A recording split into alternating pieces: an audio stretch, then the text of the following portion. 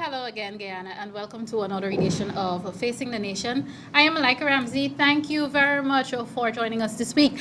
We got a lot of feedback from you last week. I know some of you you did find it interesting, the conversation with, of course, the former mayor and former so many things, Hamilton Green, and he gave a lot of information and his take on the political situation. So thank you very much for your message, and we're happy that you did learn a lot from last week's program, and that was actually a rebroadcast because it was in such high demand. Now on to other matters. Again, we're still in a very hyped political environment, if you want to call it that, or if you want to call it political season or whatever. We know several matters are still before the courts, so there's no final decision yet in the public domain, but of course that doesn't stop people from having their opinions and their sentiments, and the important thing is that you understand our position. What I'm going to do in the last 24 hours or so, unfortunately, I have to talk about him because it did happen, and I'm going to show you the response to it. The opposition leader, Mr. Barjagdio, made some damning sentiments, and I think the entire of Guyana, and this is just to repeat some of the sentiments, the responses from the Minister of State, but I think the entire of Guyana should condemn the opposition leaders' statements of attack on the president yesterday, and of course, by extension, the government. But before I show you that clip, just to, again, to put today's conversation into context, it is my pleasure to welcome back to Facing the Nation, Mr. Aubrey Norton. He is an executive member of the People's National Congress Reform. He's no stranger to this program. I think we had him on maybe 5 or 6 months ago. So I am happy to have him back, especially to discuss and to put some people at ease, especially what is happening to us currently politically. Mr. Norton, welcome back to Facing the Nation, sir. Well, thanks for having me, and I'm pleased to be here. All right, great. Viewers, what we're going to do is go straight to that clip. As I did indicate to you, it's the clip where the Minister of State, the Honorable Joseph Harman, is, and I really don't like to say responding, because sometimes we should just not respond to Mr. Jagdio, especially when he goes on these illogical rants, but as Minister of State and as one of the government spokesperson, the minister responded to his accusations when it comes to the president and calling him and the government a fraud and all of that. Take a look at that, and when we come back, we will hear Mr. Norton's take on not only that, but on our entire, our current political environment, which seems to be, you know, getting hotter and hotter. But this is Facing the Nation.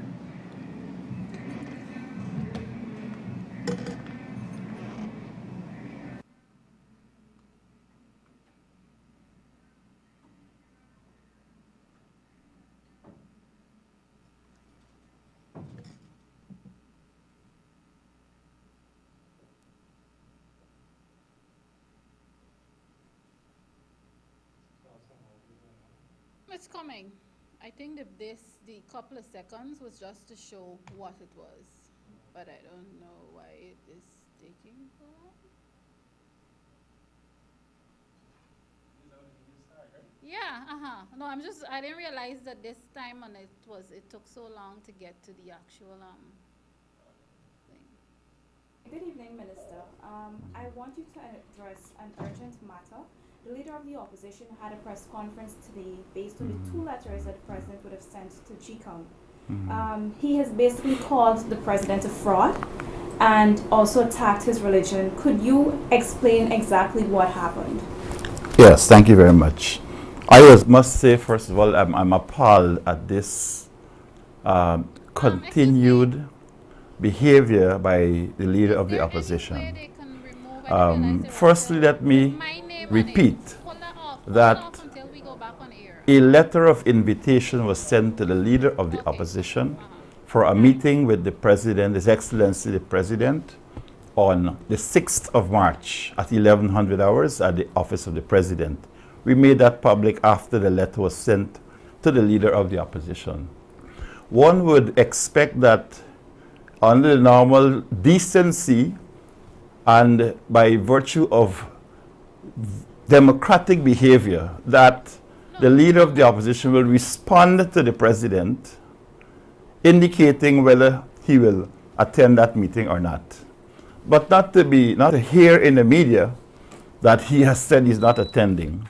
I trust that since this meeting is going to be held on the 6th of March, that we still have enough time between now and then for the opposition leader to properly be advised by his advisors, if in fact he listens to the advice of anybody, to recognize the importance of that meeting.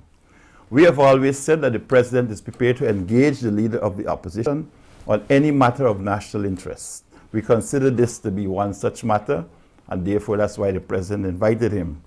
So it is our hope that after mature consideration, the leader of the opposition will change that stance which he has taken today and attend the meeting. The second issue has to do with a claim of fraud. Now, this I've never heard anyone level such an accusation against President David Arthur Granger. A man, a Christian man, who espouses and who practices Christian values, who understands the Bible. And while this gentleman today has been talking about the Bible, I really do wonder if he's ever read the Bible.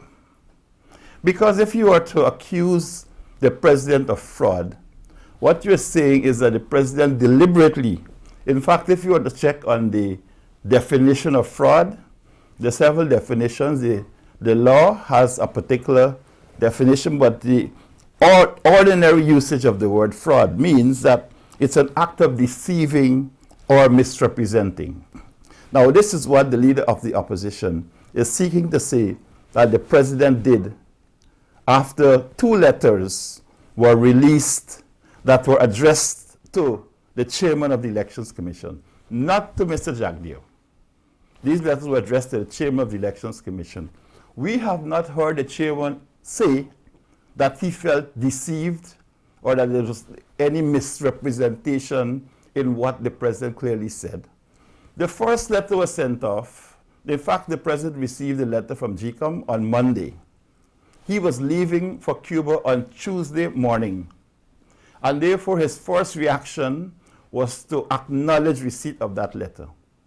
Later on in the day, after the document again was read a second and third time, it was recognized that GCOM was basically saying that they needed money and they needed to set out a timetable for elections.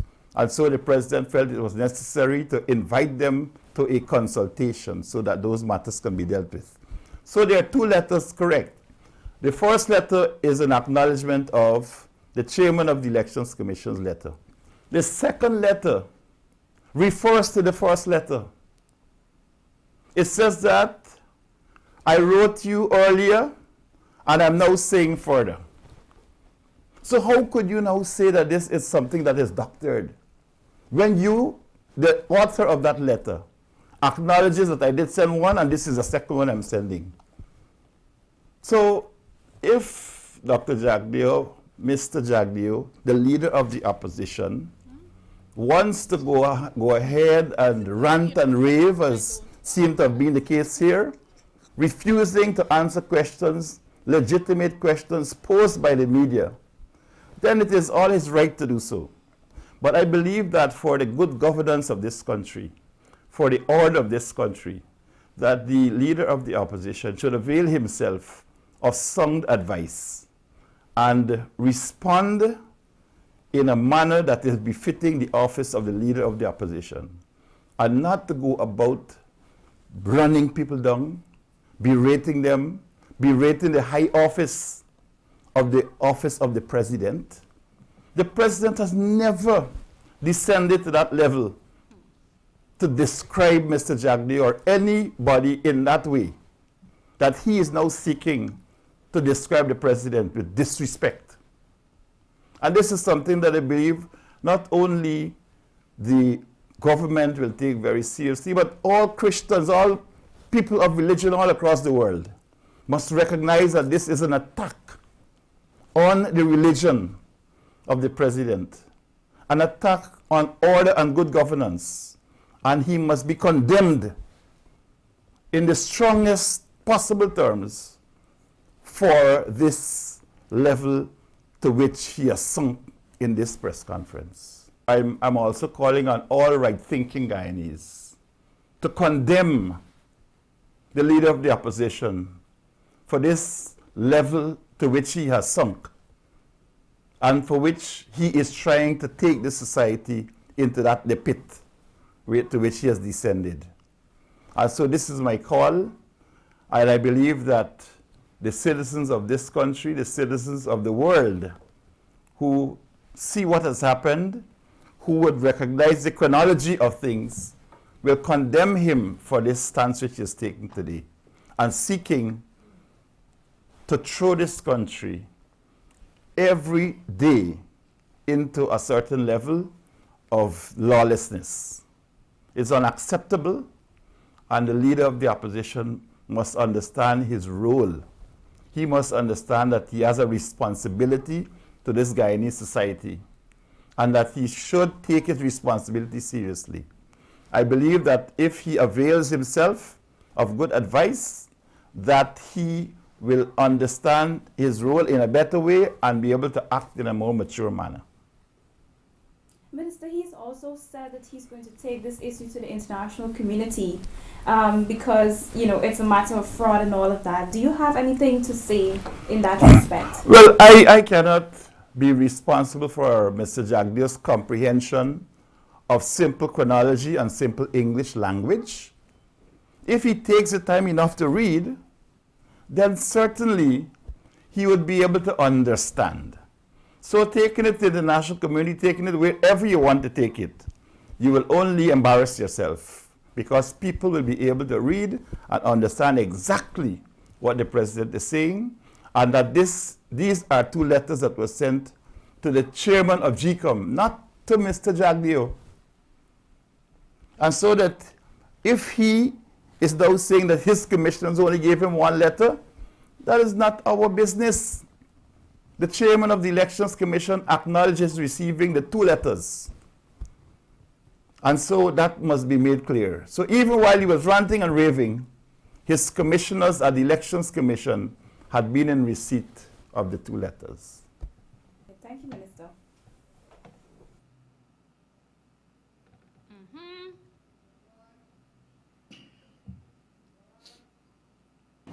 All right, viewers, you are still with Facing the Nation, of course, and that is also for those of you who are now joining us. What we did there is to give you the sentiments of Minister Harmon, responding more or less to the opposition leader's rant during his press conference yesterday, whereby he, as usual, in a very derogative manner, spoke to the president of this country and this country at large. And I'm really happy that even before this happened, I did, had a conversation with Mr. Aubrey Norton, and I'm really happy that it worked out that way, whereby I'm having him on the program now today.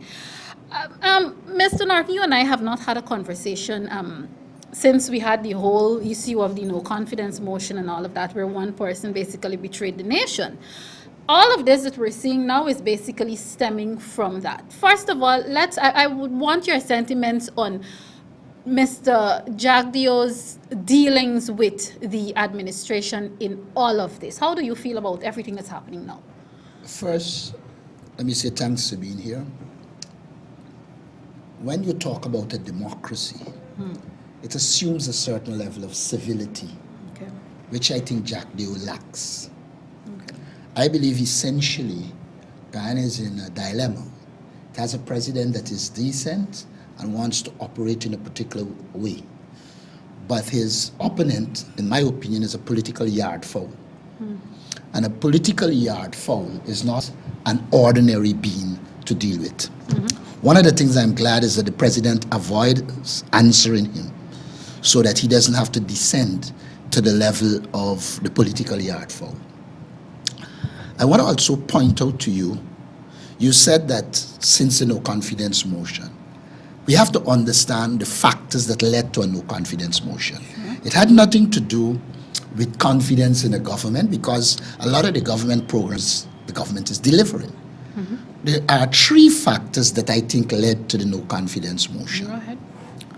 The first factor I think that led to the no confidence motion is the fact that Jagdio and the PPP cabal recognize that it's becoming closer and closer when they will have to face the courts for the wrongs they did to the people of Guyana.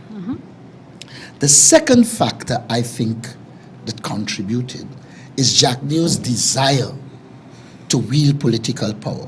When you see him operate, you recognize that he cannot operate if he doesn't have power. And you can run that from the time the PPP lost the elections in 2015, he started to maneuver in the party to get rid of Ramatar. And he did because he had the apparatus. The minute he got rid of Ramatar, it was evident to all and sundry that he needed somebody to be in control of, a la Irfan Ali. And so it was evident that he will not choose anybody that can stand on their own. And so Irfan Ali becomes the ideal candidate, and he's now there. So Jack Deo is satisfied that if ever they get power, though He'll he's be not the running president, things. he's still in charge. And the third factor that led to it is his obsession with putting his hands on the resources of Guyana, especially the oil and gas industry and the wealth that will come from it. I think those factors contribute to making him close to being an imbecile, a political imbecile, a political madman. And so he goes with this venom after political power. Well, they had the resources at their disposal, and so they were able to use it to get what most Guyanese believe is a betrayal, but what they consider to be a no-confidence motion. And he assumed that once that went through, he was in power either directly or indirectly. That hasn't happened. You've seen him taking it to a higher level of what I call imbecilic yard foul behavior. Sir, in saying all of that, and I know this may be none of our business, but we have to examine these things. Do you believe that in all that he's doing now, is he enjoying 100% or even 95% support from his own political party in his Well, base? if you follow from the media and you talk to PPP people, you know there are a lot of PPP people who believe that the PPP stands a chance if there is no Jack Deo. But with Jack Deo, he makes it easy for the AP and UAFC. For me, I like to have him there behind Irfan, because in the final analysis, I think it is two people that have been rejected by the society, and so it should make it very easy for us to beat the PPP. And I'm happy that you said that. And again, viewers, I always like to make this clear. We all know where my political allegiance lies. Of course, it's with the PNC and by extension the APNU and the AFC government. Now, in saying that they have himself and his presidential candidate, and viewers, you know why I'm saying his presidential candidate, they've been rejected by society. Do you believe that with some of the falling out and some of the people who are disenchanted, meaning APNU supporters, AFC, PNC supporters, do you believe that they have some sort of advantage in that there are people who are disenfranchised maybe because they haven't gained how they thought they should have gained personally or directly, instead of getting up and going and get what and take advantage of the resources that the new government has provided? Well, look, I think the issue of the new government is complex. The government has delivered on resources. The government, if you look at what the government has done, no one will doubt that security and safety of the people have been improved considerably. By miles, yes. Every Guyanese will acknowledge that no longer do we open the papers to hear who get more than executed. When it comes to wages and salaries, the evidence again is evident. In 3 years, from 39,200 to 64,000 minimum wage. In education, you will also see the difference. I don't think anybody will question infrastructure. Some of the best roads done in recent time has been done by the AP and UFC. So I don't believe that our support base is worried.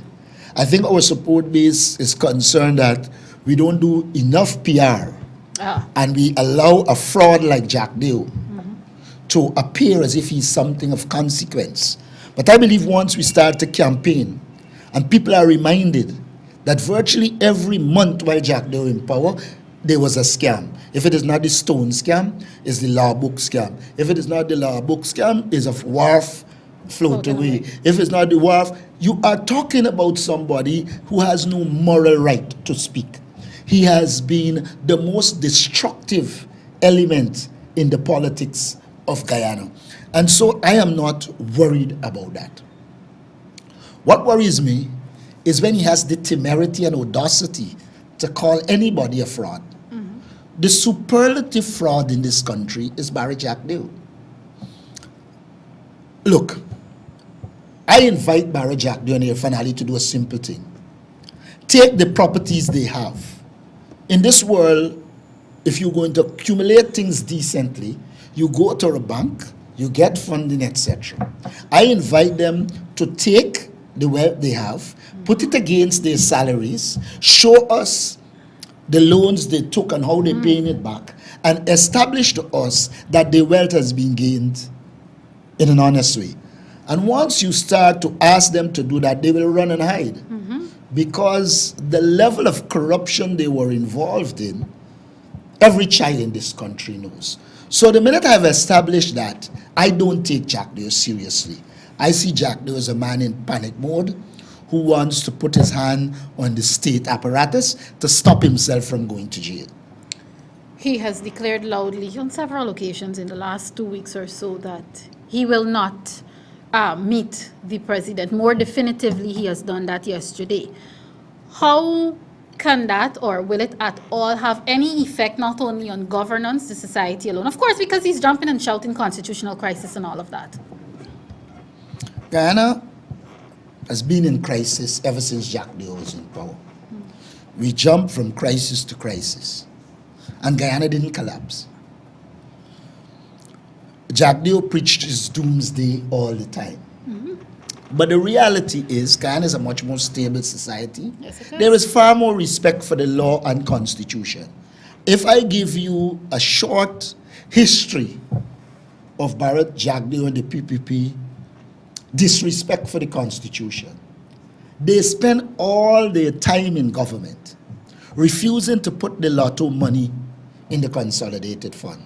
The law provides for it. So here he has no right to talk about law.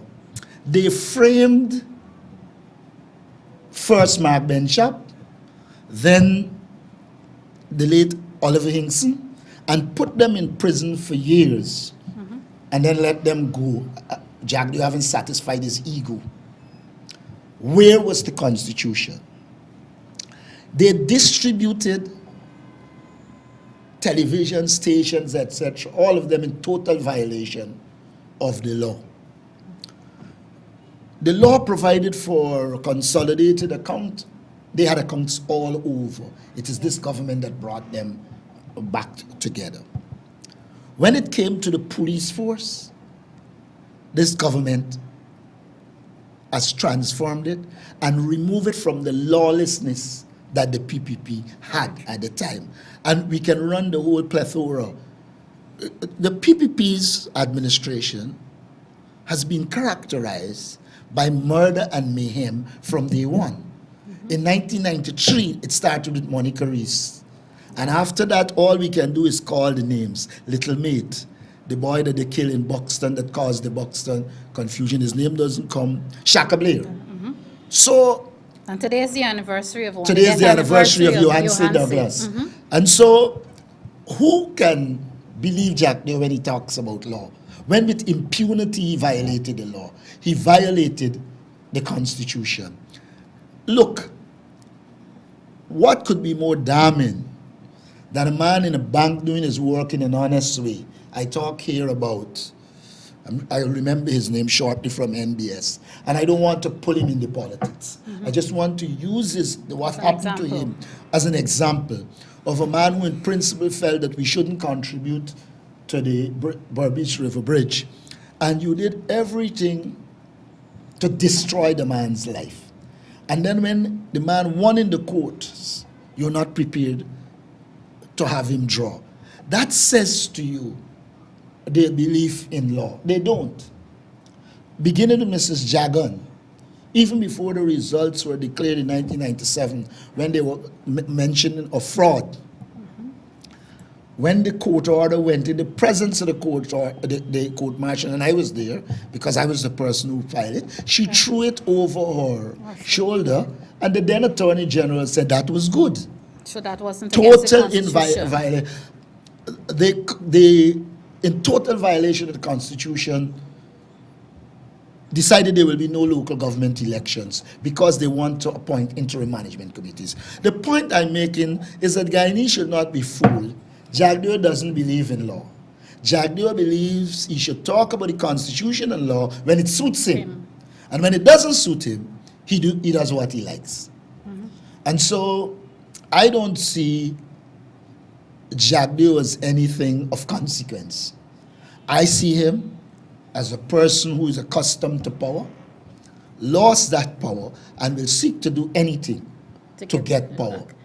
I want viewers, if you're now tuning in, my conversation, of course, is with Aubrey Norton and, of course, PNCR. No stranger to Guyana, but PNCR, currently PNCR Central Executive Member, and we're talking the current political environment and so on. In saying all of that, Mr. Norton, in urging people not to be fooled by him, one of the things that he has done, and viewers, I have to bring in the race factor here.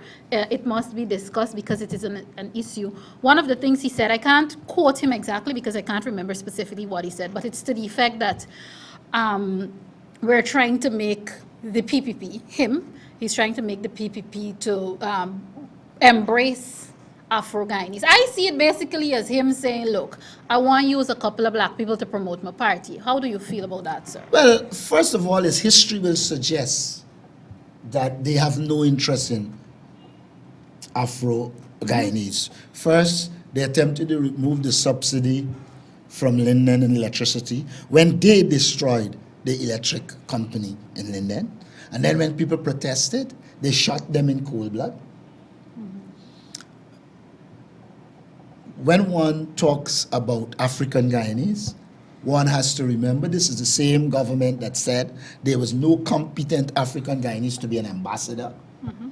And I believe at the time when some of them were speaking, many African Guyanese were more qualified than them and certified. So there is no interest in African Guyanese. Let me make this point. For the decade of people of African descent in the diaspora, the PNC boycotted the program. As an individual, I decided I will test the PPP.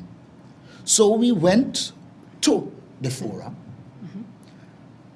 and together with other lecturers at the University of Guyana, we produced a clear plan for African Guyanese, getting them involved in the fishing sector. And I want to make a point. I remember in the negotiations about Linden, I raised this question of economic viability for Linden and asking them to invest in agriculture. I always remember Ashley Singh telling me the quarantine has the comparative advantage. Now, there were so many proposals to empower African Guyanese. The PPP paid no attention. Jagdeo has no interest. What is he interested in? He's interested in taking the illegal money they have and paying off a few African Guyanese, use them in a symbolic fashion, gets power, and then, well, even get power with the hope of getting power.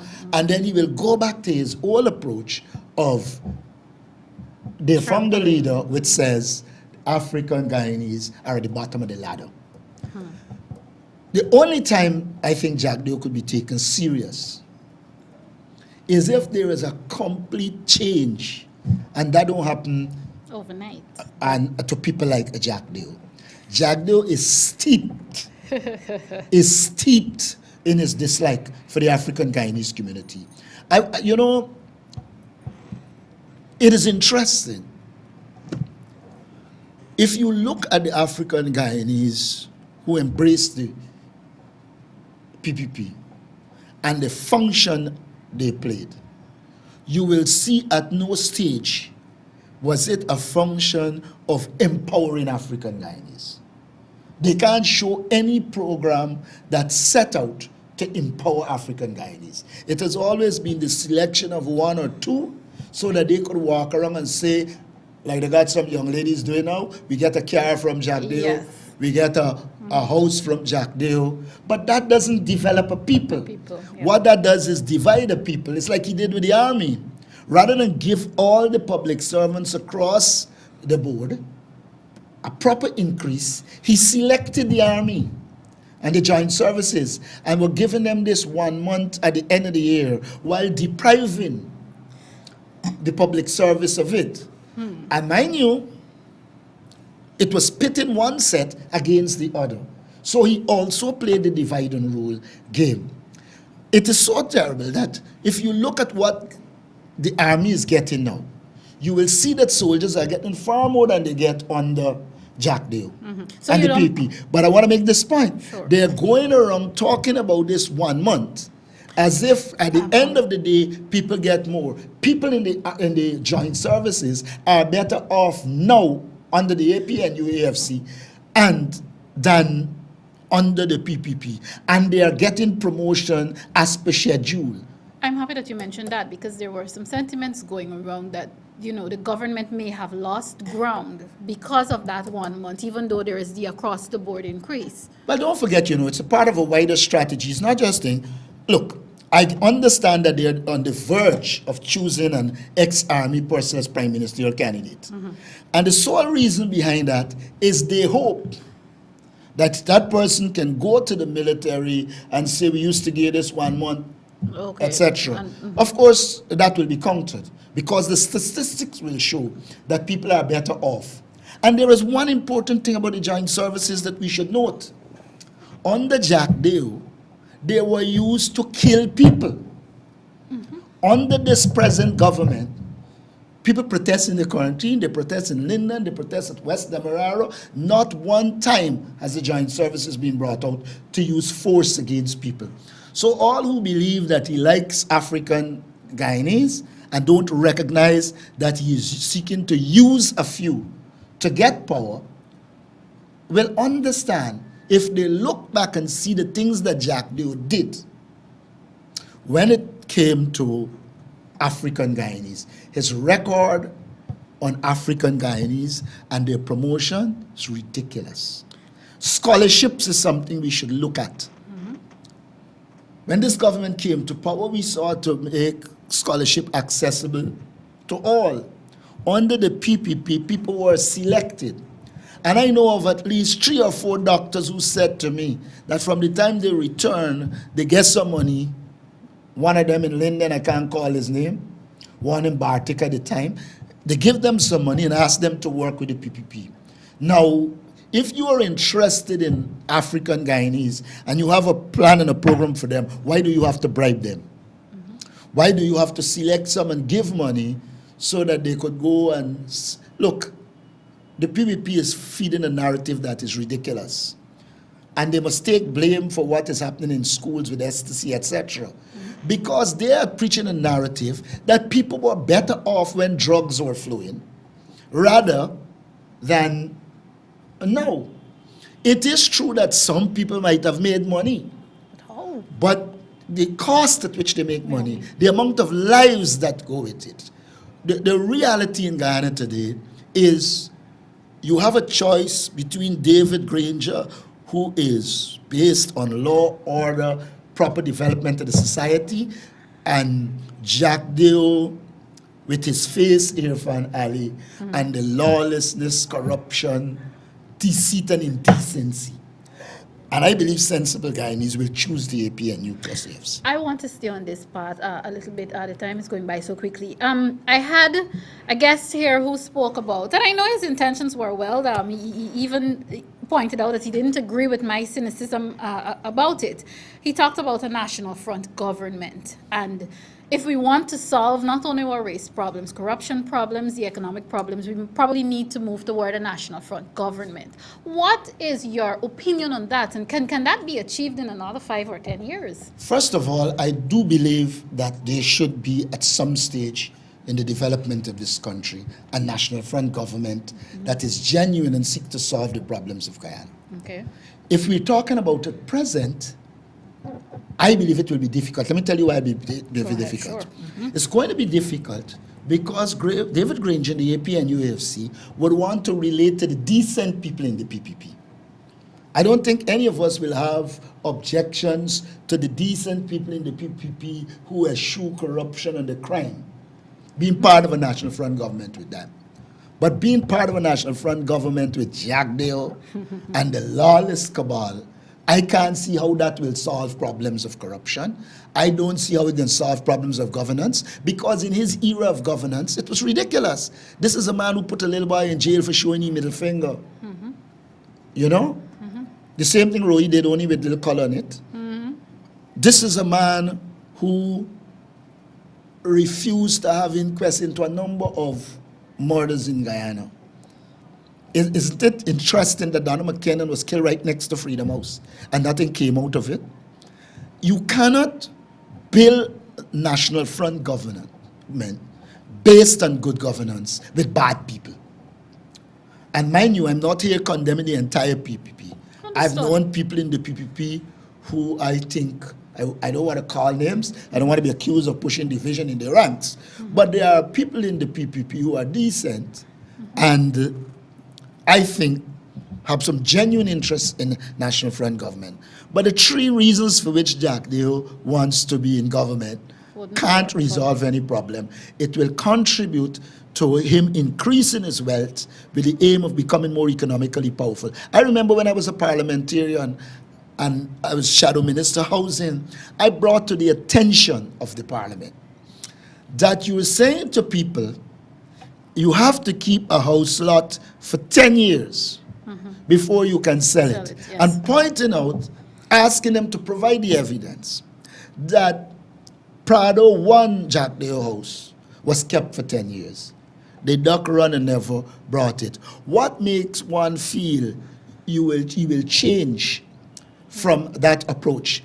Who will believe that Irfan Ali, who was walking the other day on campus, could amass the wealth that he has amassed in a decent fashion? I challenge any one of them to, in the classic way that you get loans, etc., show us against your salary, the loans, how they could have accumulated that wealth. Indeed. In saying all of that, and you're pointing out the atrocities of the PPP administration, and of course headed by the then president, Mr. Jack Dale, there is a perception, and we saw some of it MASH Day, whereby, and you talked about some young women, you know, who's talking about getting a house and getting a car and so on. I remember this one person who's a staunch PNCR supporter, she called me and she was really riled up about why are we allowing the opposition leader to pull some of these young people and have this influence on them. Are you concerned that, and young people, for those of you watching, forgive me, we call some of them the Jack Dale generation, unfortunately, but are you concerned that because they don't know of the atrocities, they were children and babies when some of these atrocities were committed, some of them were not even born yet, are you concerned that because they don't know of it, it is easier to penetrate that generation in terms of getting them to support the other side? I draw a distinction between people supporting somebody and people taking what they have to offer. The people that are leading it in the African Guyanese community, we know them well. Yes. For you to become involved in a process like that, you first of all, you have to lack principle. So it's unprincipled people you're dealing with from the inception. The second thing that needs to be noted here is that they're going around offering money, making promises, but they did that before. They bought ID cards, they paid plenty people in 2015 and 2011, and they lost, and they will lose again. And as we sensitize our support base as to what they are doing, why couldn't Jack Dale them give house to these people when they were in power? But the big dilemma they got, they can build house for 1, 2, 3. I think they left about 25,000 applications for house lots. They could have solved the problem then, give people the house lots. Look, it's a Jack Dale gimmick to get political power. We have to get on the ground, speak to our constituency, and on election day, ensure that they go out and vote for the APNU, AFC. The PPP has no interest, and just don't make this thing Afro-Guyanese.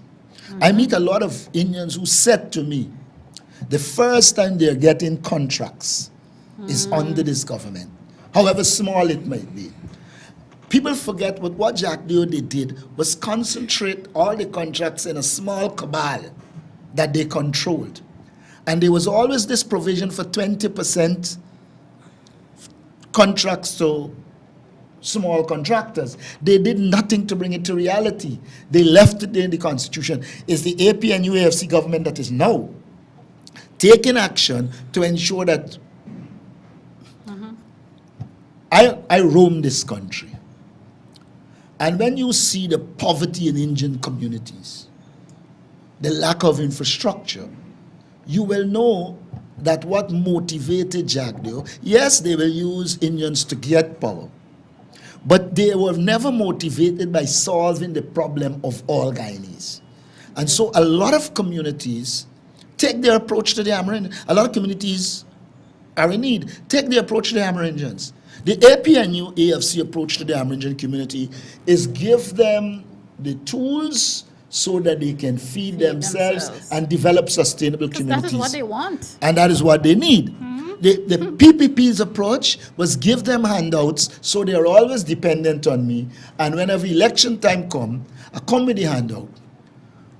So there is no interest in people's development, whether it be Indian, black, Amerindian, you call it. You have people who pursue wealth at all costs, power at all costs, and when you look at the average man on the ground, the resources were never put in place for them to develop. Even the housing policy, it was give people a piece of land. If they're so like poor people, explain to me how a PPP government can take land at Providence, you know what I'm saying to you, and say, hey, build your house. Yeah. But in Pradoville 1 and 2, they built infrastructure for everything so that when the elite moved in, they had light, water, proper roads. This government still got to try to give farm water. This government still got to try to give water to parts of Providence and to fix the roads. If you were interested in people, you would have sought to develop housing schemes in which, all right, let me make it simple. Develop housing schemes like you develop for yourself, for the people. For the people. And they did not do that. So in my opinion, it should be evident even to Stevie Wonder that Jack Deo and the PPP have no interest in the small man, whether it be Indian, Amerindian. They do everything to maintain power, to stay in power. They have lost that power, and now everything is focused on regaining power. Two other matters. One, and this has been in the public domain, but I'd like to get your take on it. Does the impending release of self-confessed drug trafficker Roger Khan have anything to do with, and this is aside from the oil, have anything to do with this passion and this venom that is coming from the opposition leader in terms of wanting to get his hands on power? I'm not so sure that it's a major factor. Okay. Because when you listen to him, what I know he's doing, in his comments, he said, if he do crime, he should virtually do the time. So he's trying to signal the government that when Roger come, lock you up and charge him. So on the one hand, he's appearing as if he is not afraid. On the other, he's suggesting you do things so that Roger Khan isn't on the road. I wouldn't comment further. I would say there was a time when he and Roger was buddies. Let buddies meet up again. Okay, wonderful. I want to get your sentiment on the organization, the body that is at the center of all of this, which is the Guyana Elections Commission, GECOM. I don't know how much you would want to say on that, but from the groundwork that you've been doing, you're talking to people, you're going around and so on. What is happening with GECOM? What, again, you can't tell GECOM how to do their work, but what do you think should be happening? What do you feel Guyanese should know when it comes to GECOM and preparedness for elections and so on? First thing they should know is that GECOM is an independent body, and we've sought to ensure its independence. We at no stage will take GECOM and try to do what they did with Do Not Sing and them at that election. But the point is, let's turn to the PPP. They used to say you need at least 6 months to prepare for an election. And suddenly, it can be done in 3 months. Now, but again, you're dealing with Jack Deo. Anybody who looks forward to hearing anything consistent and truthful will be in jeopardy. You're dealing with somebody who knows no decency, who will not be logical once it's against his interests. I believe that GCOM should be allowed to prepare for the election in the quickest time possible that they could. Okay. But there are dangers in you running and holding the election. Don't forget, he starts to signal that there can be fraud. So even if you hold the election, if he loses, he will say it's fraud. And he can't win. So the point is, a lot of this talk about GCOM, is just political posturing. Jack Deo knows full well how long it takes GCOM to prepare for election. Jack Deo knows full well he was talking nonsense when he said the list could be cleaned up in 2 weeks. But this is the man you're dealing with. He doesn't mind. He was caught lying, as you would see on television. Yes, and he didn't have the decency to apologize. All he started behaving like a duck and all, suddenly starts quacking. And so when it comes to election, I think the position is straightforward. 1, GCOM must decide. 2, there's need for house-to-house registration. And there should be house-to-house registration. Because Jack Deo hoped to have election before April month end is to ensure a number of things. 1, they have the padded list, which they use. This is the only country, a country of 700-something thousand people, and the voters list is more than half of the population. Something is wrong there. So, the padded list. The second thing they're hoping that they can do, one of the ways they rigged while they were in power, they placed polling stations in PPP supporters' house and yard. A thing which I think should be cut out. GCOM should cut it out. Because once you do that, you're creating the conditions for the PPP to do rig. So they were hoping they're going to use the same old polling places so that they could rig. And the third thing I think they want to do is that they believe they still have in place in some regions PPP people in the Elections Commission who can help them to rig. So really and truly, the Elections Commission need to be brought to a place where everything is done independent of the political parties and prepare the basis for a free and fair election. And in any free and fair election, the PPP will lose. There is a list which I received from a bordering community, which name I wouldn't call, but I have the list, in which the people in the area tell you that the community doesn't have 200 people, but the voters list 200 got as much. I mean, it is so obvious that the PPP's game plan is to rush an election with the same old mechanism, disenfranchise the young people, maintain the padded list so that they can do what they want with the elections. That won't happen. Okay, well said, sir. And I know in saying that you're very confident, and there's lots of work to do. But even before I let you go, I'd like to know if there's anything that you'd like to leave, especially with the public at this time, because every time, especially, and again, it's unfortunately that we have to be dealing with this every time the opposition leader goes and he has his press conference. You got several sets and pockets of people in several groups. People are right up, and he's continuing. I didn't get your thoughts on this, but one of the things he's continued to do is to drive fear in some of the people in the public servants. I've heard stories of people not wanting to do certain things and not wanting to do their work. I remember Minister Harmon clearly said, look, if you feel you can't work with the government, resign. And one of the things he continues to do is to put fear, and when I say he, this time I mean the opposition leader, drive fear into public servants. And in your wrap-up, I would like you to leave something with those people who, unfortunately, he's penetrating their mental stability, for want of a better phrase. Well, look, let us start by understanding what Jack Deo did. he created a network among PPP elites, family and friends of news media, television, Yes. radio, etc. And so he has access to putting information out there. So in some regard, even though you're government, you're disadvantaged.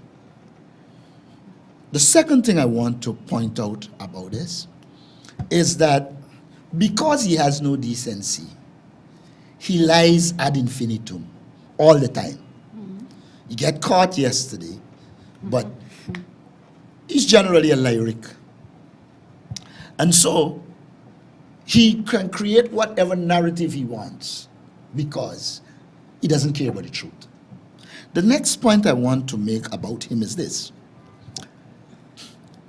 His attempt to drive fear suggests he himself is afraid. Okay. If you are confident that you are right, that your approach is right, that truth will win out, why there is need to drive fear? But he is always governed by fear. I don't believe that Irfan emerged as the presidential candidate by people's free will. I mean, when this one said to pull out and that one said to pull out, I can imagine Jack Deo indicating all that will happen if they don't. And so it is not somebody who believes in free and fear. His fear is F-E-A-R, not F-E-I-R. So I want to say to the average Guyanese, read through the plot. Go back and analyze Jack Deo and the PPP. Arrive at your own conclusions as to if he has interest in people or himself. And once you do that, you will see he has interest in himself. Let's assume Jack Deo had interest in people and the PPP. The natural thing to do after it was evident that he wasn't going to get a second term was to cultivate young people and attempt to guide them as general secretary, etc. No, he took it over and he decided he in charge and he will stay in charge. That doesn't suggest to me. When you look at Facebook, etc., you will see that Frank Anthony was popular. And I come out of politics, so I have a fairly good idea of those things. But when you look at the narrative they carry, it's like if Frank Anthony didn't exist. And so, if a man can do the things he did to his own party supporters, Guyanese people must ask themselves what they will do to them. I always say to people, the case of the murder of the boy and the quarantine, you imagine if the PPP was in power, when they went and pay and bribe police and bribe this person, if today we would have been talking about extraditing Bisram and bringing him for trial, we would have been in that same old place where once you had money, power, and links to the PPP, you could murder, thief, do whatever you want, and you will be protected by the state.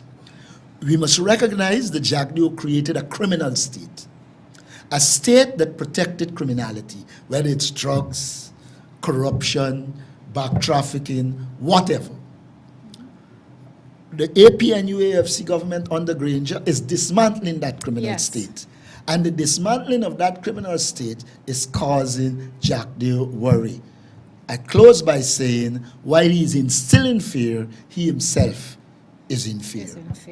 And that is a perfect note for me to wrap up today's program on. Mr. Norton, thank you very much for always coming and sharing. Viewers, thanks for having me. Of course, you're very welcome. Viewers, of course, if you're now joining, this has been a conversation with Aubrey Norton, PNCR executive, of course, former member of parliament. I don't have enough time to tell you all the former things and the other things that he is doing.